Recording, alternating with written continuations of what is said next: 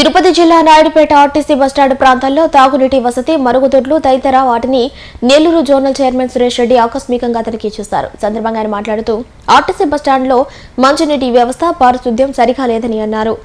NH-71 రహదారి ఏర్పడటంతో తిరుపతికి వెళ్లే బస్సులు నాయుడుపేటకు రావటం లేదని ప్రయాణికులు తమ దృష్టికి తీసుకురావడం జరిగిందన్నారు. తిరుపతి ఆర్ఎంతో మాట్లాడి బస్సులు బస్టాండ్లోకి వచ్చే విధంగా చర్యలు తీసుకుంటామని ఆయన తెలిపారు.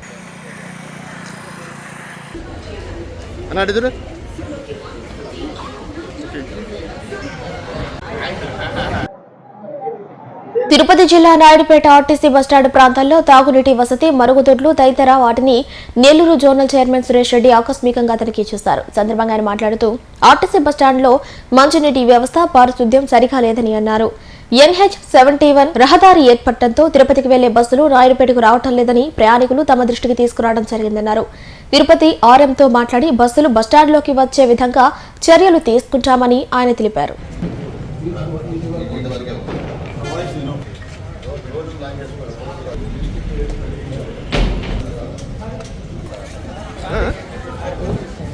ఆంధ్రప్రదేశ్ ఏపీఎస్ఆర్టీసీ బోర్డు మెంబర్ గా నాయుడుపేట బస్ డిపోను చూడడం రావడం జరిగింది. ఇక్కడ ప్రయాణికులు చాలా రద్దీగా ఉన్నారు. ప్రయాణికులకు ఇంకొంత మెరుగైన సౌకర్యాలు రావాల్సిన అవసరం ఉంది. మంచినీటి వ్యవస్థ సరిగా లేదు. అదే రకంగా ప్రయాణికులకి పరిశుభ్రత మరింత మెరుగైనటువంటి పరిస్థితి రావాలి. ఇవన్నీ కూడా నేను పరిశీలించాను. ఇప్పటికే మన ఎండి గారికి, చైర్మన్ గారి దృష్టికి కూడా తీసుకెళ్తాను.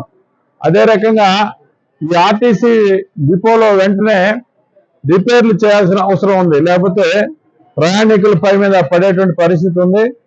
దాన్ని కూడా నేను ఇమీడియట్ గా తెలియజేస్తాను.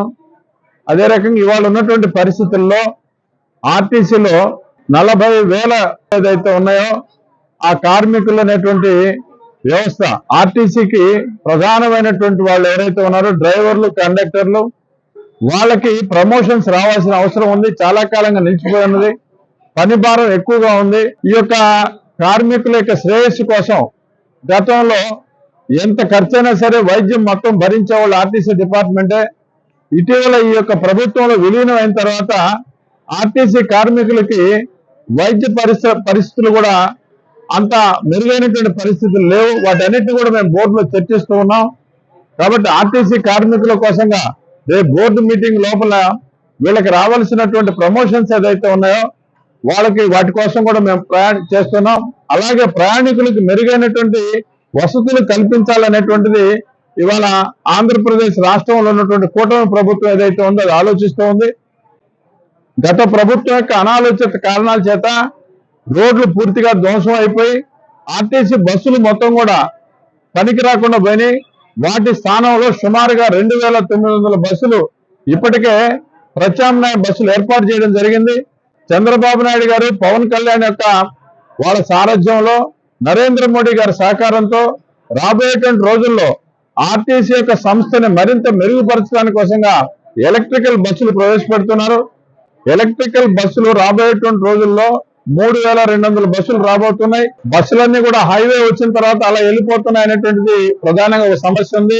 దాన్ని కూడా ఇక్కడ ఉన్నటువంటి తిరుపతి ఆర్ఎం గారితో మాట్లాడి కొన్ని బస్సులైనా సరే నాయుడుపేటకు వచ్చి ఆ రకంగా ఎక్స్ప్రెస్ బస్సులు కూడా పోయేటట్టు కూడా తప్పనిసరిగా ప్రయత్నం చేస్తాను. ఆ రకంగా మెరుగైనటువంటి వసతులు కల్పించడం కోసంగా ఈ ఆకస్మికంగా వచ్చి తనిఖీ చేసి ఇక్కడ ఉన్నటువంటి పరిస్థితులను తెలుసుకోవడం జరిగింది.